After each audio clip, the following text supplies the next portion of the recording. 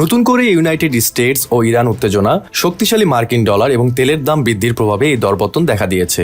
বার্তা সংস্থা রয়টার্স জানিয়েছে, বৃহস্পতিবার স্পট মার্কেটে প্রতি আউন্স সোনার দাম 1.7% কমে $4,380.62 দাঁড়িয়েছে। দিনের শুরুতে দাম 26 মার্চের পর সর্বনিম্ন অবস্থানে নেমে যায়। একই সময়ে জুন ডেলিভারির জন্য মার্কিন স্বর্ণের ফিউচার 1.6% কমে $4,377.10 পৌঁছায়।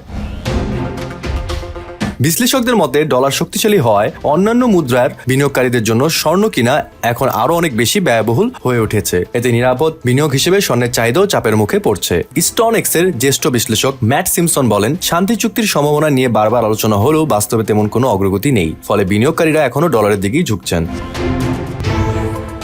এদিকে ডোনাল্ড ট্রাম্প হরমুজ প্রণালীতে জাহাজ চলাচল পুনরায় চালুর বিষয়ে ইরানের বক্তব্য প্রত্যাখ্যান করার কয়েক ঘন্টার মধ্যেই যুক্তরাষ্ট্র নতুন হামলা চালিয়েছে। এতে মধ্যপ্রাচ্য জুড়ে উত্তেজনা আরও বেড়েছে এবং বৈশ্বিক বাজারে অনিশ্চয়তা নতুন মাত্রা পেয়েছে।